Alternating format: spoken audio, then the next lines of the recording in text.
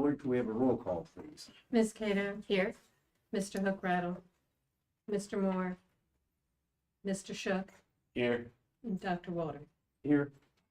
Seeing as our president and vice president were able to attend tonight, we will need to assign a president pro temp. I have a motion for president pro temp. I move to appoint Dr. Walter as President Pro Tem. I second. All those in favor? Aye. Actually, it should be yours. Oh, yeah. You're- Hey, let her do Ms. her Cato? job. Let her do it. Yeah. Ms. Cato? Yes. Mr. Shook? Yes. Okay. And Dr. Walter? All right. Please join me in the Pledge of Allegiance. Pledge Allegiance to the flag of the United States of America and to the republic for which it stands, one nation, under God, indivisible, with liberty and justice for all. At this point, we have recognition. I would like to invite Mr. Dave Axner up to make a presentation, I believe, for Dr. Johnson. Yes. Where, here, right here? Good. Okay, well, actually, you might as well sit down for a minute. Not gonna extend your board meeting too long, but this is one of the funnest things we get to do with all the politics and everything else in Columbus and going through. And just because I know Michael and I've worked with him and know him so well, it's just when this came through, I was pretty excited. So my name is Dave Axner, and I'm the executive director at BASA, the Buckeye Association of School Administrators.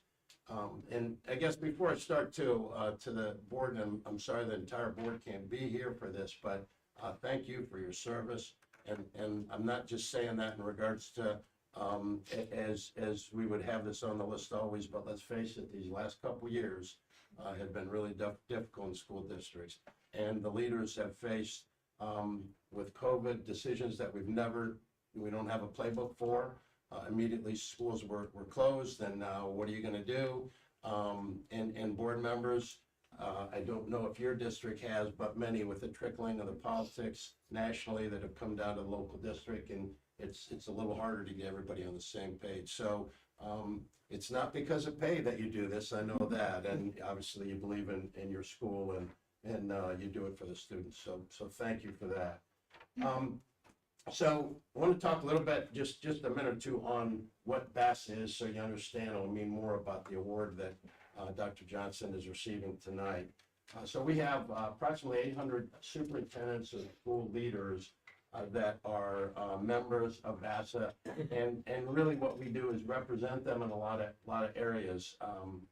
We've got 15 standing committees, and won't name them all, but a couple. So like Ohio Department of Education, the state superintendent, each time we have a meeting, will come with a team and sit with about 30, 40 superintendents. We have that conversation. If you're keeping up on things, you know the Ohio Department of Education is going to be very different, and that's mostly going to happen. So obviously, we're trying to do the best we can to curb that and make sure that it stays in a positive way, regardless what comes through with our legislators. We represent our superintendent school districts in the General Assembly and in the governor's office too. We work really hard, regardless of what side of the aisle is in control, to work with whomever's making those decisions so they're good for our school districts. Professional support, I mentioned, again, some of the other committees, Ohio High School Athletic Association, Finance, Higher Ed, Legislative, and so on.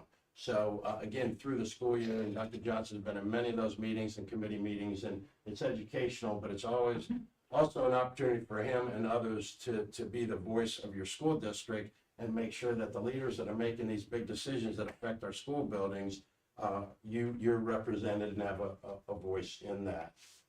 Each year, we represent one superintendent, or we recognize one superintendent in each of the regions, the 10 regions in the state of Ohio. And obviously the reason I'm here, because Dr. Johnson will be receiving that award in a minute. The two main categories are service and leadership. So I can tell you this, knowing him, he'd rather just get on with the board meeting. It's like, you really don't have to do all this, give me the plaque and I'm out of here, but sit there and take it from me because you deserve it. So and our goal of the association, so you're aware too, is just to provide that, external validation for what you already know. You have an experienced superintendent that knows what he's doing, cares about people, mostly the kids in here, and he's done that in multiple districts. So, but there's a lot of things that are included in those that are selected for these awards. And just look at all the superintendents that you have in your region, and you'd say, wow, that's pretty cool with that long list that ours is on top this year. So they are selected by their peers. They have to have community involvement, active professionally, a leader of character, an innovator, and sets an example for his peers, which he has done very well. I have never seen him not be professional in the way you carry yourself.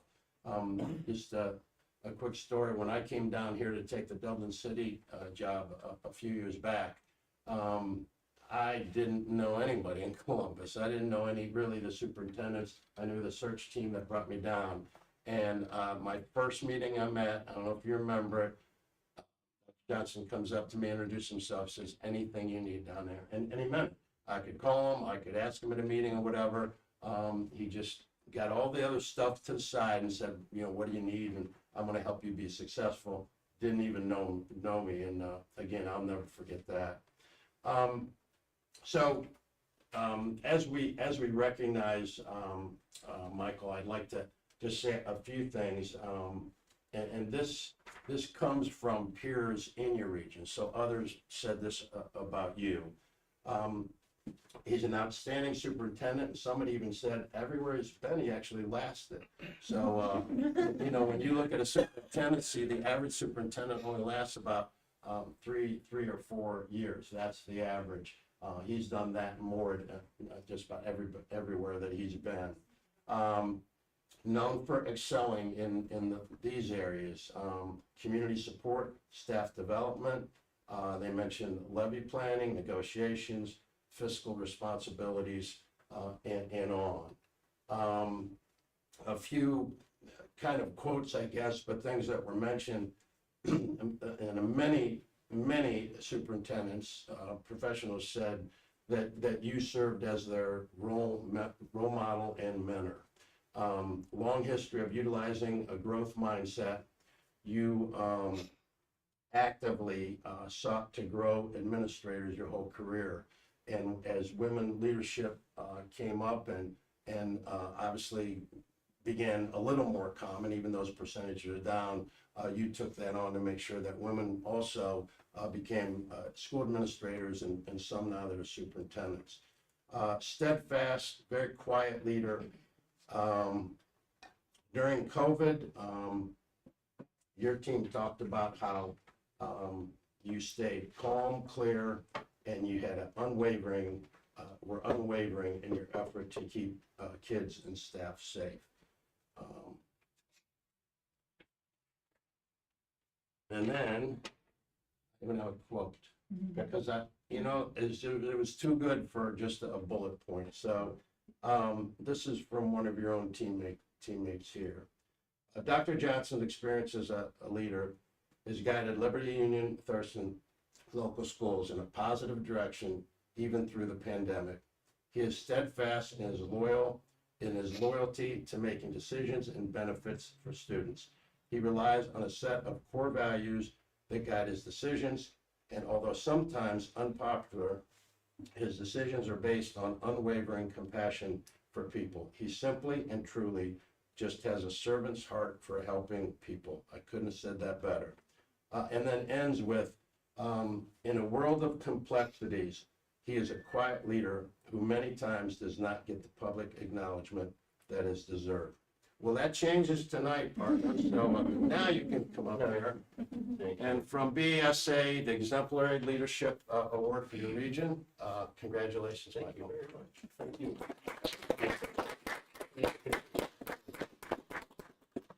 Can we go that way? Because there's lights never. You always have like this glow behind your head if we take it back.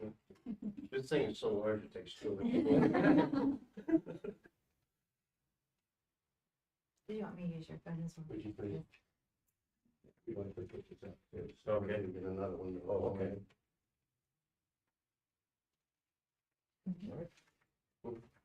Get you on Twitter there. There we go. I took a couple. Great, There you thank go. you. Thanks again, Dave, congratulations. Yeah, appreciate it. Thank you. And I think we'd all add, we appreciate what you do for the district, Mike, so. Thank you. definitely. Happy to be here.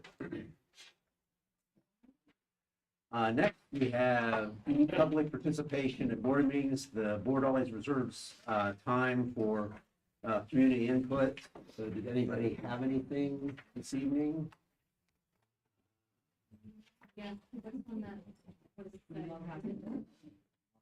Well, there's some questions from some parents, Well, could you please come on up and myself included.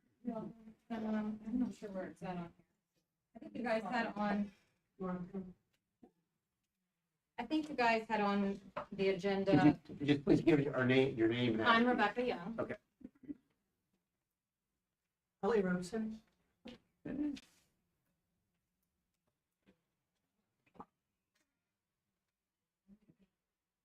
So I think somewhere on this agenda, I'm not sure where it's at, but there was something about, what's it called, parents. Support Organizations. organizations. So want some clarification around that, and then we have questions. Is that one of It's the? your first reading. It's the first It's time I've seen it. it's a policy, it's required. There is a section in there, about, donating, giving money directly to staff. This, I think our organization is, given money, and the policy as it's written, and it's consistent with expectations of ethics and law, is that, any organization can give money to the school district and then we'll manage it. It's not a good practice, at all. And if we have been doing it, we shouldn't have been doing it. And that is to give money directly to staff members to spend.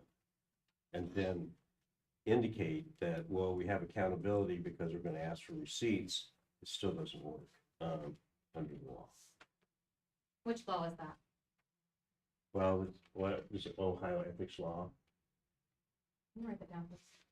We were just in an effort for compliance. We were trying to find out more effort of what it is, and so we can continue to make sure that we do Okay. all this. And that's why it was just a little confusing, because we were unaware of We some of were these trying to things. figure out where it was coming from and the purpose. Standard practice for the state of Ohio. Now, the plan that you guys are discussing in this agenda, is this a plan that has been designed solely from the board, or is this something that has been from the Ohio Department of Education? Well, generally, there are laws passed and policies developed. We do have a contract with the School Board Association to review policies against changes in the law. Mhm. And so we'll bring policies here that are being recommended by them to update so that the citations to statute and the rules are in there. So there isn't anything in there that was not recommended. It was not invented by anybody here. It was designed, and now we have a policy to make sure that we're in compliance with those expectations. So it's already a policy from the LU board? No, but I don't know that the board has discretion in making changes to say what you would like it to do. Well, I think that the district should have voices, and the parents and communities should have some say, and the boosters and whether it's PTO or athletics boosters or music boosters should also have a say and input in what is designed to be a policy for their children who are attending the district. And that's why we have 2 readings. This is the only one that I've been aware of. Now, I homeschool my children, so I'm kind of out of the loop on a lot of things, but I'm very involved with the PTO, elementary PTO, middle school PTO. I also have a substitute license and help where I can. And even though my children aren't in the public school district, I still feel very a part of it. And I feel like it should be parents and teachers and staff and Board of Education and PTO and music boosters and athletic boosters. We should all collaborate together on a design for this, and we shouldn't let the Ohio Department of Education dictate what our community needs. There's many things that we do that are required under the law. I'm aware of that. And That's why I was wanting to know what law that was, so that we could do some of our research, and so we know how to move forward and proceed with, our PTO. April, At the bottom of what you I think have, Yeah, was it referenced. lists Yeah. the references on, no, I lost my place on where we were. I think that was Okay, page. at the bottom, it gives all the references, the laws, and now I lost which. I guess I probably didn't gives hear. references to the policy too. Like in an effort, that this would, how it would affect us and how we're doing all these things in order to support the community and the staff and the kids. We were just like kind of thrown off. We didn't have all the information, so we're like, okay. And that's why if we were able to have input, be advised of what was coming about, then that way it would be a way for us to be able to adjust if there were things that we needed to in compliance of these and how it would affect us. So at the bottom, there's the legal references, the ORC, the ethics opinion, Yeah, I want to and make this sure is the first reading. that Oh, you it is the know first, not the second. that we support our organizations and really appreciate what you do for the school district, because in many respects, whether it's athletics or the school, kids are getting opportunities and items that may not have occurred had it been for your effort. Absolutely. The difference in this policy is that rather than you giving the money directly to the teachers, you give all the money to the school district and then we manage it, so you can still direct the funds. So, for example, if you're raising money and you want to make sure that each teacher gets the advantage of an additional $150, you then send a letter to the school district saying, we would like this money spent in this manner. And then we receive it and deposit it, and then we'll administer those wishes. So instead of you getting the receipts would come to the school district. And it still gets to the same point, but it doesn't put the teachers in the middle. This is putting teachers in the middle. And this is second reading, I'm sorry. So if, for instance, in that, with the circumstance of having like classroom checks, where they talk about things that are going towards the classroom, we would be able to have the input of saying, we're doing these for the classroom checks, and then that's what they would be used for, or do you guys still get to say yes or no? We wouldn't say, we would do as you ask. Okay. Yeah.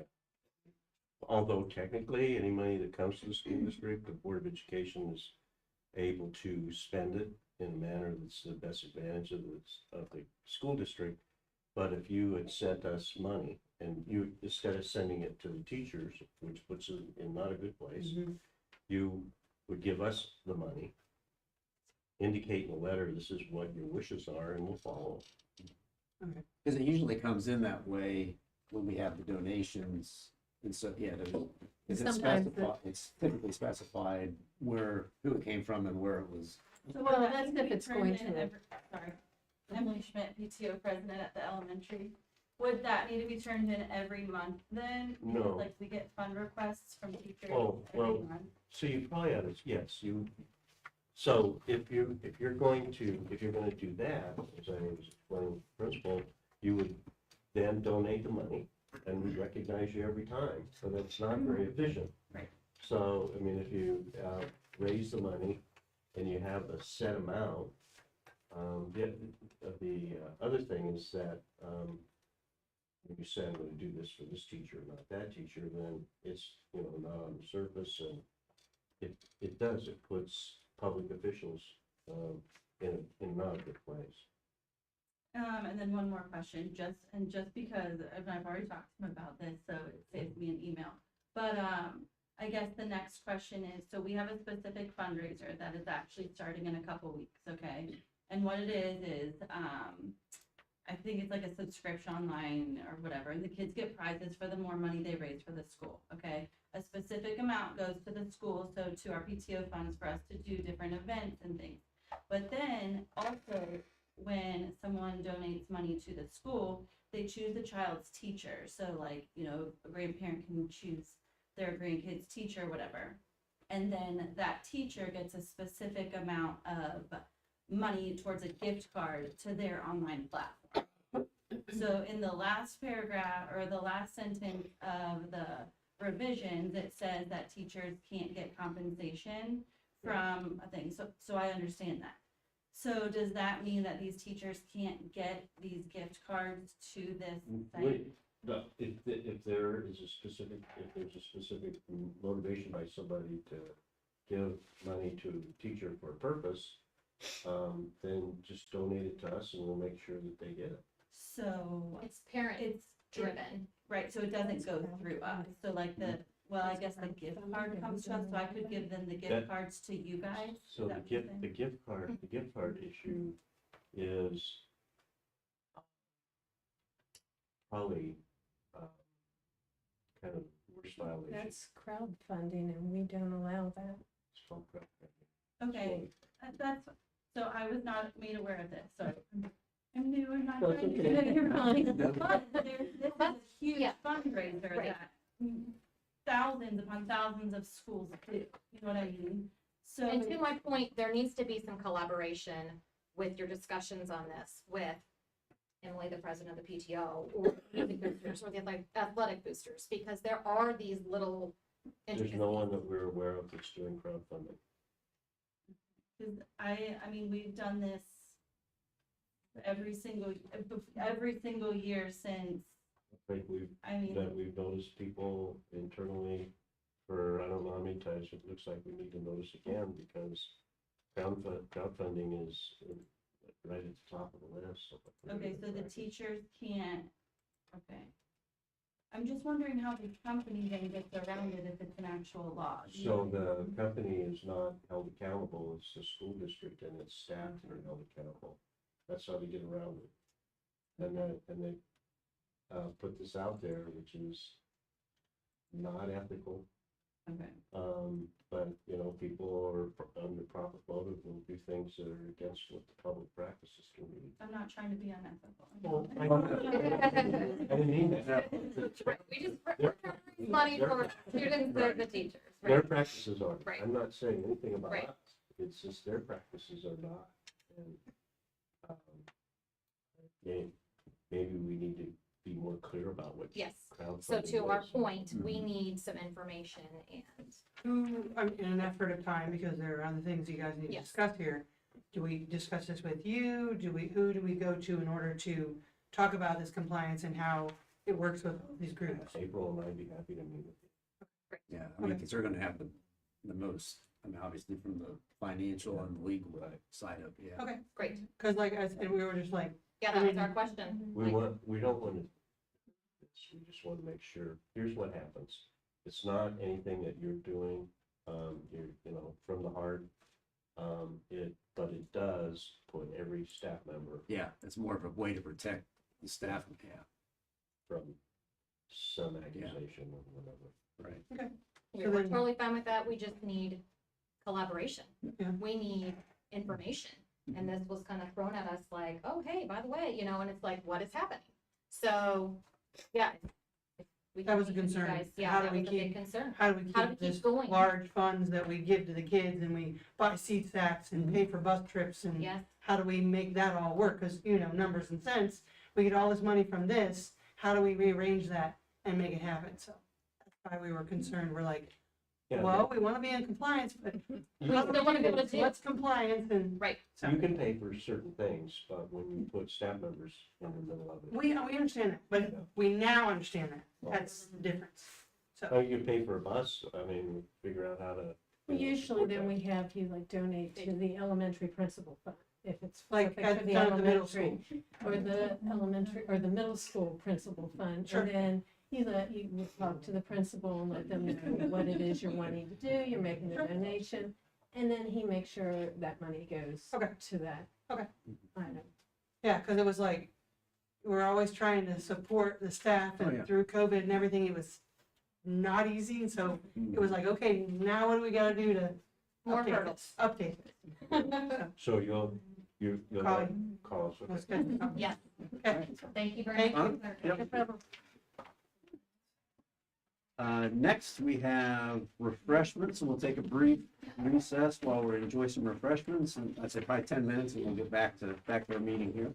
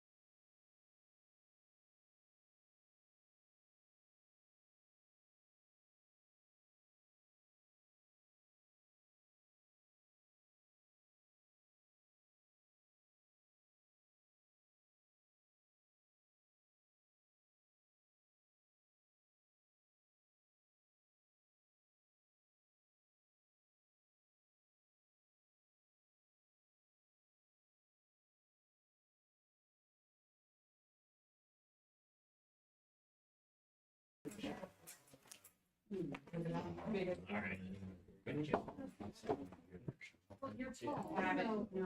tall.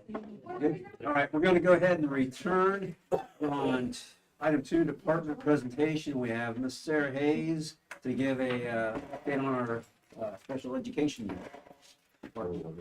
It's okay. I'm gonna walk her and talk her, okay? I'm not gonna- Just time limit? You want to time me? I just wonder if there's a time limit or anything. Yeah, 30 seconds or less. 30 seconds or less for you. And then, if you want, I can email these to you because I learned how to put the links in there. But it just takes you to our website, where, curriculum has a section, and technology has a section, and then each of the school buildings has a section. Student services has a section as well. I'm not sure if you've looked at it lately, but it has been updated thanks to our communication team. But here are some of the things that I've been up to since we have last met. In case you didn't know, student services sort of covers all of those programs and services that the district provides. Basically, my job is to help kids remove some barriers so they can be successful. So that includes a special ed, home instruction, kids that need alternate educational opportunities, students on Section 504 plans, any that may be foster placed or homeless, considered gifted, or English language learners. Some of the information on here I'm just pulling from our report card. And the district gets a report card, but we also get one specific to special education. And there's also a gifted component on there, so I wanted to share some of the strengths. The percentage of students who are enrolled that are considered a student with a disability. The state gave us a favorable rating, making sure that our students with disabilities have access to the general education environment, which I'm proud of, because our goal is to make them independent learners, to help our kids prepare for life after high school. And so we got good marks in all of those areas. Our students who are English language learners, believe it or not, our population is growing. We have a couple different languages being spoken in the district, and so we try to support the students the best we can, focusing on, it's called sheltered content, so we're instructing them in English, but things that the elementary are doing really great, making sure they're working in small groups, getting those interventions, working on really neat reading programs. I don't know if Tim mentioned, the Haggerty or the foundations. All of those things help our students learn English. If we go down to the students who are gifted, again, there was a gifted report card that came out, and they gave us 3-star rating, which I'm very happy with, making sure that our students who are considered gifted are performing at gifted levels. They're growing is the term.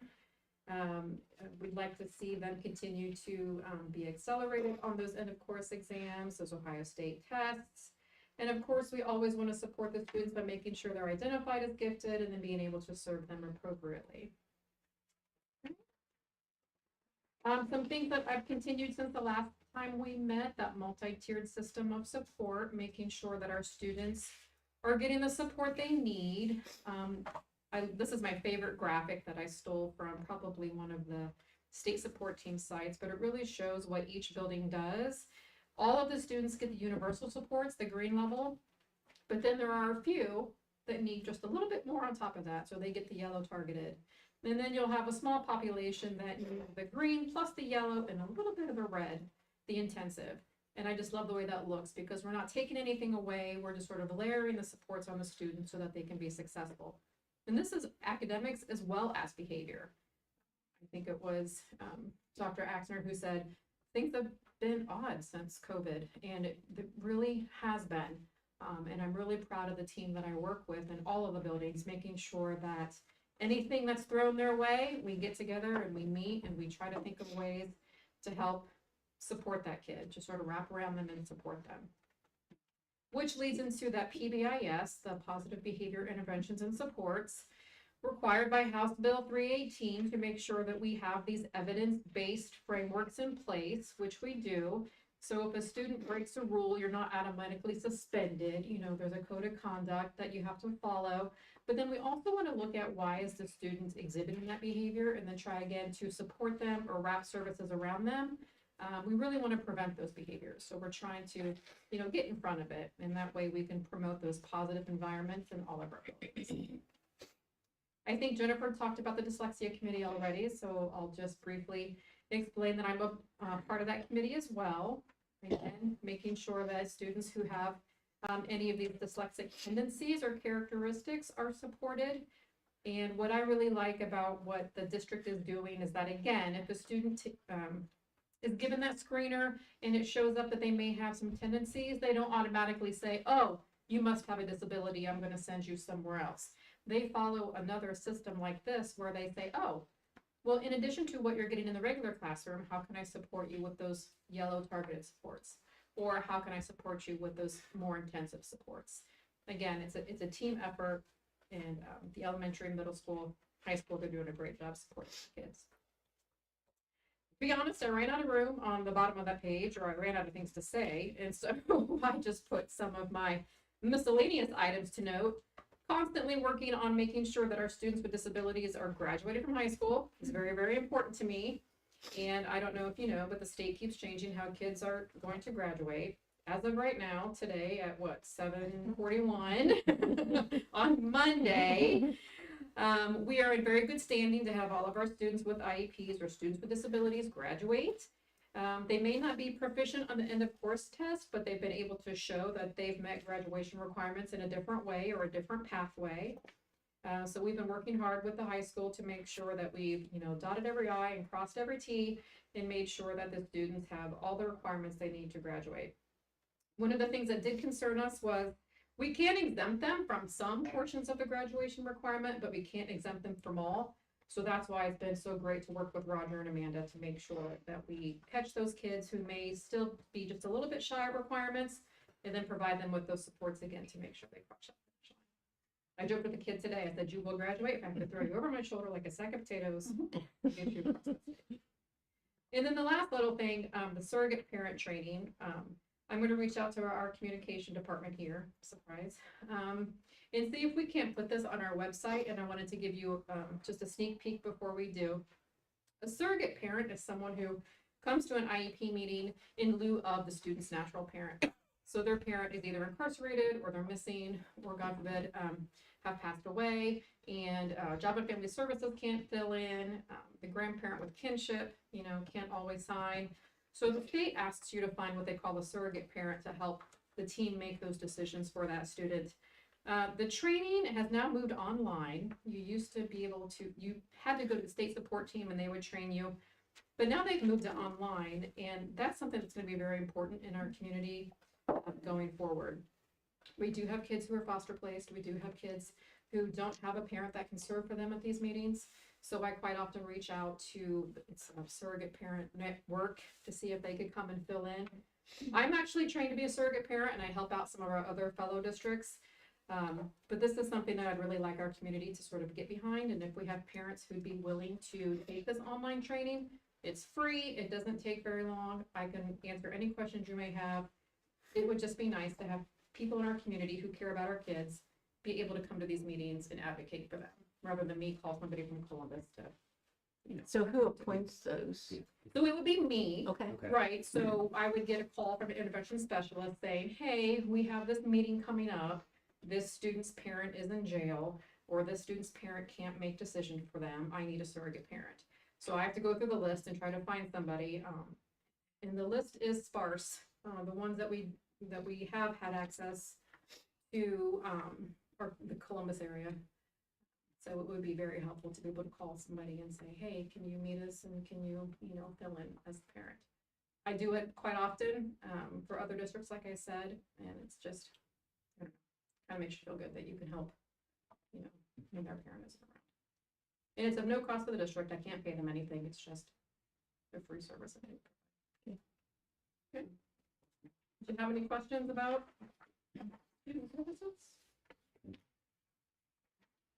Well, thanks, sir. Appreciate Thank it. you. Good job. Thanks. All right. Next, we have discussion and approval of the minutes for the November 14th, 2022 meeting. Pages aren't numbered today, but No, they did an update, and we gotta try to find out why we lost our numbering. Yes, oh, it's off of all the yeah. on. So it looks like we just have a few pages there. So do I have a motion to So approve? moved. Second. Motion by Sean Schiff, second by Carol Cato, approve the board minutes as printed. Ms. Boyer? Ms. Cato, Yes. Mr. Shook, Yes. and Dr. Walter. Yes. Next is monthly financial statements. Ms. Boyer? All right, we have our monthly financial report. And on page 3, our revenue is up over last year, which more than half is due to the income tax being higher. And then page 6, our general fund expenses are 12.9% higher than last year, and the difference is mainly the increase in certified salaries, which is 201,976 cents higher than last year, which majority of that is with raises and steps. And page 8, you have our interest, and it's still increasing. Good. And page 9 is our percentage of the year and our expenses and revenue. We're at 42% of the year, total revenues at 46%, and our expenditures are mostly lower. But December's a 3-pay month, so that'll. Then you have our bank reconciliation. And then you have our bills paid.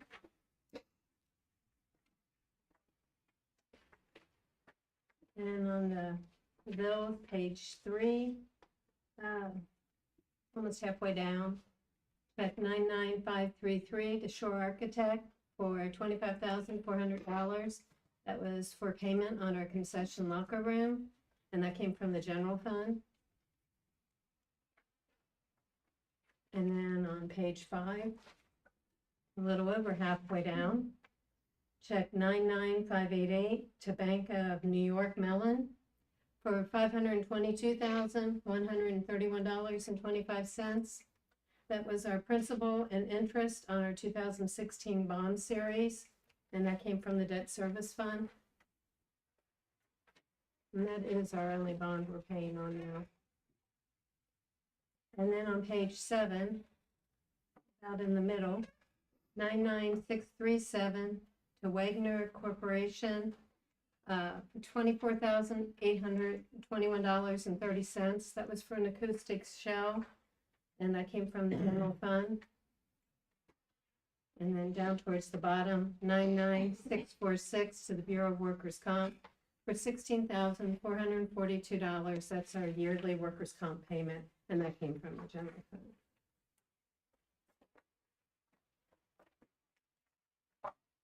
Then you have the changes to the 018, 200, and 300.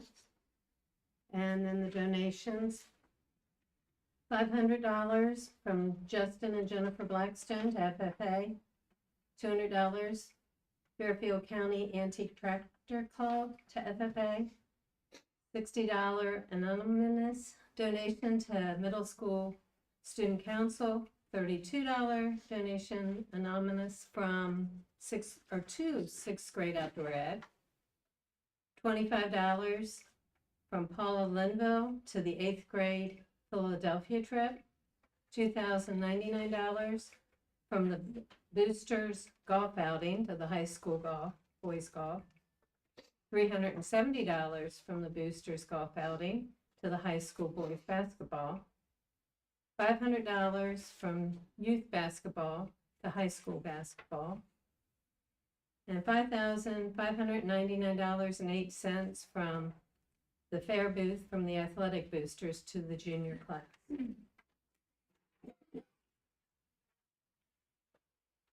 That's what I think. Okay. Do I have a motion to approve the monthly? So moved. Second. Motion by Sean Schiff, second by Carol Cato to approve the monthly financial statements as noted. Ms. Boyer?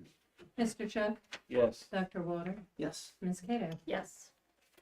Next up is new business financial. We have permanent appropriation adjustments. And then we we have B, which is substitute rates for the 2022-2023 school year. Item C is a police cruiser purchase. D is resolution with MBTA regarding bids for school bus. E is service providers. And then I know, anything you wanted to say on Well, I had a few different Yeah. things, but for the permanent appropriations, $35,000 of that is in miscellaneous grants. We received a school bus purchase grant of $45,000, so that's why that's increasing. I already had an additional $10,000 there. Then the $342.98, we received another American Rescue Plan homeless grant. That's what that one was for. And then down miscellaneous federal grants of $33,000. That's a safety grant that Dirk Christ had applied for, and we received that for the high school. And the others were just adjustments. The substitute rates, we only had the one, we added the tech aid. the, And then the police cruiser, there are two of them, and we have a 3-year agreement with them for the police officers. And we had a choice of either we pay a lease for the cruisers during that time or purchase vehicles, and it comes out cheaper. They found these two vehicles, so it comes out cheaper that way. And then if we keep them even over the 3 years, it'll save a lot of money. The project Lead the Way, I'm still working with them on that. We'll approve it the way it is, and then we'll see what they come back with as far as the dollar amount, and I will let you know, and we can update it the next month, January meeting. It needs to be signed if we get to sign it before the meeting. That's why I'd like to approve it now, and then if there's any adjustments we need to make, I'll let you know. anybody have any questions? Motion for new business financial? So moved. Second. Motion by Carol Cato, second by Sean Shook to approve the new business financial. Ms. Boyer? Mr. Shook, Yes. Dr. Walter, Yes. Ms. Cato. Yes.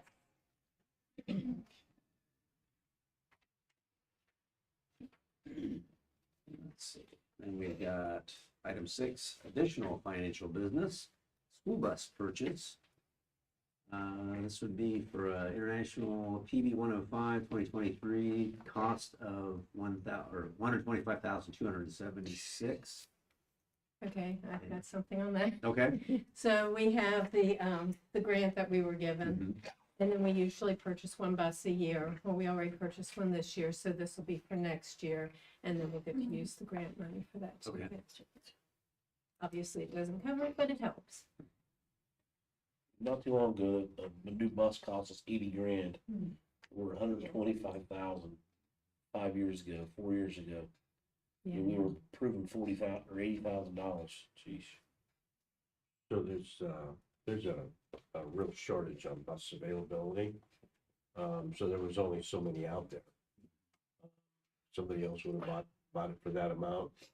We have a good relationship with our bus company, and they let us do it first.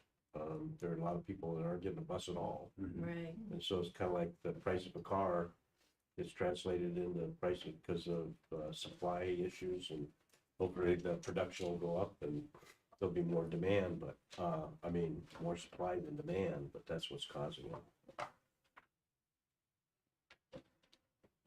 And this was diesel. So where do we stand now with our rough? I thought he said half and half. I think we're about half and half now, aren't we, with propane and diesel, so somewhere around. That's what I thought he said last time. Well, long haul, we have to have the diesel to get somewhere. Mhm.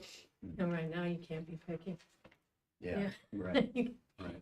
have to. But our bus fleet is in good shape. Mhm. So we, for this grant, we had, you have to have a bus you give up that qualifies. So we have one bus left under the current definition to qualify.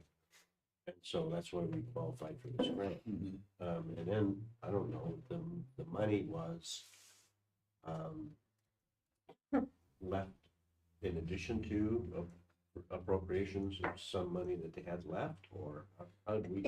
I think so. Yeah. They originally had money a couple years ago when we received a grant. We didn't get it last year, we got it the year before. And then, from what I understand, what was left, that everybody didn't spend it, they had to turn the money back in, they then gave it out again, We qualified with one bus, so right? that, we don't have a bus that would qualify after this. It's not, under the current definitions, old enough, whatever. So we have They go by years and mileage. a current and, very stable fleet. Do I have a motion to approve the motion by Sean Shook, Second. second by Carol Cato to approve the additional financial business? Ms. Blair? Mr. Shook, Yes. Dr. Water. Yes. Ms. Cato. Yes. Item 7, new business personnel, long-term certified substitute for 1 semester pursuant to Ohio Bill, Senate Bill 216, a long-term substitute must be approved by the Board of Education if the teacher possesses a post-secondary and the subject is not clearly related to the subject they were teaching. The board-approved authority is for an assignment of 1 semester or less. We have for Annette Henry, long-term substitute for 3rd grade class, elementary school. And then we have our supplemental positions. We've got, I won't read all those, but anybody's got any question on any of the supplemental contracts there? We've got certified substitutes. We've got the superintendent requests board approval for the list of certified substitutes from the Fairfield County Educational Service Center. Got Ross Eggleston, Lori Mitchell, Elizabeth Simmons, and Erica Simcox. And D is classified substitutes. We've got Krista Azeltine. E is our motion to approve the new business personnel. So moved. Second. Motion by Carol Cato, seconded by Sean Shook to approve the new business personnel. Ms. Boyer? Dr. Water. Yes. Ms. Cato. Yes. Mr. Shook. Yes. Item 8, new business other. We have a revision to the 2023-2024 school calendar. Mike, did you want to talk about that? Yeah, the previous calendar, adopted by the board, similar pattern than what we've been doing in the past, but it seems that, our current calendar, we are going to have professional development day on the 28th. And given, circumstances of changes and needing to know earlier in the year what's going on, with respect to training and professional development, teachers wanted to have it earlier in the year. So that caused us to move it from the 11th back, and it caused us to extend the school year, but before, for students, before Labor Day, extend the school year to that last week of May. So everything else remains the same. Breaks, fair break, winter break, all the breaks are the same. Somebody have any questions? B is exchange students. We've got looks like Gaia Cipriani from Italy, Megan and Andy Rice as a senior for the 2023-2024 school year. C is student-based work learning hours for Jack Lent, helping the IT department in accumulating work-based learning hours for the 2022-2023 school year. D was an MOU with OPSI for extra trips. E, we have early graduation requests for senior students for the 2022-2023. We have James Janacek, Summer Heaston, and Cade Kraft. And then we have a junior student who will have met graduation requirements and is requesting graduation at the end of the 2nd semester of 2022-2023. And that is Waylon Seaman.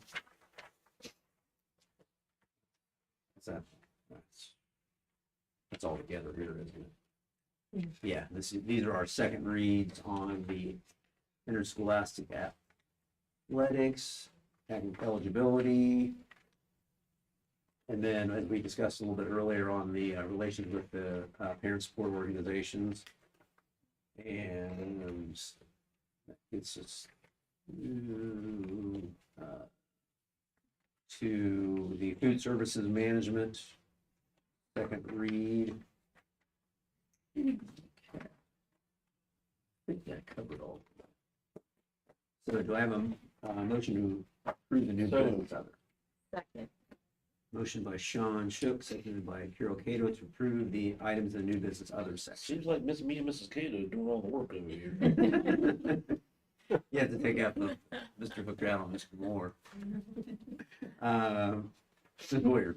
Ms. Cato, Yes. Mr. Shook, Yes. Dr. Water. Yes. Item 9, board policy first reading, student dress code first read.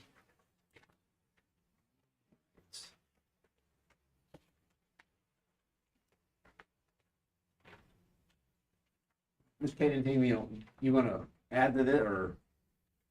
No, we took the recommendations that we had before, and blended those in, and then we met as an administrative team, and all the principals went through it, and there was a couple minor items that, for each building wanted to have something else put in there, so those are blended in, that way it'd be applicable to all 3 buildings at the same time. So just fairly good continuity then, so.